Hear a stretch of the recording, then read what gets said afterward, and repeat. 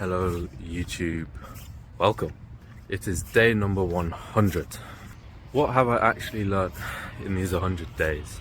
I've been recording myself after the gym, kind of like a post-workout interview, almost kind of.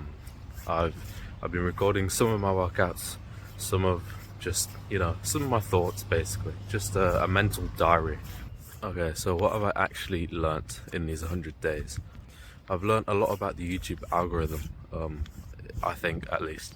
Now I kind of understand a bit more about how much the title and thumbnail actually matter. I didn't think it was that big of a deal, but kind of obviously it is. It's kind of like the cover of a book. If you got a bad cover and it's a good story, no one's ever going to know it's a good story because they never picked the book up in the first place. A lot of my first videos, the camera, it would be weird, like it would glitch out because some of them I wouldn't even edit, or I wouldn't like watch them back after I'd downloaded them. Sometimes it would be like vertical videos, like the clips would change, and that was really weird. Luckily I caught it in one of my videos when I started to actually watch them back, and I also realized that I was holding the phone very low like this because I was kind of a bit more nervous to talk to a camera, but when I'm holding it like this it looks a lot more, I don't know, pleasant to look at. I've also kind of realized that no one actually cares, in a good way almost, as in you can do your own thing. No one, like people say, oh, no one cares, but you don't actually realize until you start doing stuff that you would normally be scared of. I think my recording has also gotten better. I edit a lot less now, like cutting the video up, because I just press the pause button and it's a lot easier. Because I don't know, I feel like having to edit it, then I have to also like download it to my phone, and that takes like an extra 20 minutes sometimes, which isn't that big of a deal. Like sometimes if I have to edit something, then I'll just like let it download to my phone while I'm showering after the gym. So it's not really that big of a deal, but it's still something that I've improved on. And now gym-wise, what have I learnt? Because gym is a never-ending journey of new thoughts, like a big collection of thoughts, basically. And sometimes different thoughts will take priority, and I don't know, it's cool to see how your brain will cycle through different phases of training, you could say, because back in the day I used to be very, Jay Cutler, three sets of 8 to 12 reps, and then I transitioned to a very like low rep range, like 4 to 8 reps, and now I'm kind of back to, actually I'm even higher, I'm like in the 15 rep range now. It's nice to change up your training every now and again. I also came into this thinking of this is kind of like a tool almost. This is straying away from the gym improvements, but more like speech therapy almost, because I couldn't really speak properly, like under pressure. I would fill it my sentences with a lot of ums and ahs, and I still do that, of course, but I feel like the longer I keep on recording, the more experienced I'm going to be in talking. So this is almost like a fun little experiment, kind of. I think everyone should do something like this. You should start recording yourself. Maybe set a limit, like 60 day challenge. I don't know. I think everyone should record themselves and watch it back, because I think that's another thing that I've learned, is when you record yourself, you learn a lot about yourself. Because you view yourself a certain way in your head, but when you're actually watching it back, how other people would see you, it can vary quite a lot from what you imagined you look like in your head. Look at those birds. Sick, blackbird. Why are we not focusing? Alright, that's fine. Look at them, how cool.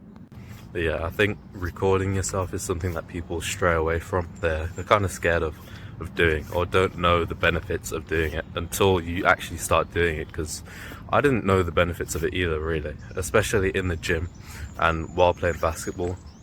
That's one of the main components to improve, I think, is recording yourself and analysing your own form, because you can kind of tell whilst you're doing something from your POV, how you're doing it. But when you see it from a third person perspective, it's almost life changing. A bit of an exaggeration, but it is quite, mind altering, you could say. An example of this that I discovered in the last 100 days is when I do my bench press. It's almost like a JM press. I involve a lot of triceps. Like, my wrists are not stacked over my elbows, and it's something that I've been consciously been trying to do the whole time I've been benching for the last 3 years. But in the last 100 days, that's like the only time that I've recorded myself while I'm benching to actually see my form. Alright, I'm gonna chill here for a bit because I'm right about to walk up to a busy road. I'm on like a side street. I see someone walking up there, but I don't mind. I do a bit, but it's fine. Something else that I've learnt gym-wise, more diet-wise, is cutting and bulking isn't all that important. I feel people overcomplicate it, and people don't know whether to cut or whether to bulk. If you're not lean, you should be cutting, I think. That doesn't mean that you have to be on such a high calorie deficit. You could be on a couple 100 calories deficit and get a couple more steps in, get moving. But I've become a lot more content in not specifically bulking or cutting, or at least heavily bulking or heavily cutting. Though saying that, I have started quite a big cut right now. I'm 80 kilo. As of right now, I'm literally 80 kilo, basically on the dot. And I want to get down. I don't have a goal. I don't have a weight target. I have a physique target, I want to get down to decently lean, because I'm still probably about like 23% body fat right now. I can barely see my abs. I can kind of see them, but I'm not lean at all. I can't see much definition in my back. There's a tiny bit of separation in my quads, but the back of my leg, my hamstrings, my calves are quite lean, to be fair. But anyway, I'm rambling. I've also realized everyone overcomplicates the little things. If you're not going to the gym as often as you can, then you have no reason to be overcomplicating. Whoa, I just made a new word. Complicating. I don't know. There's no reason to be overcomplicating the little things if you're not being consistent in your training.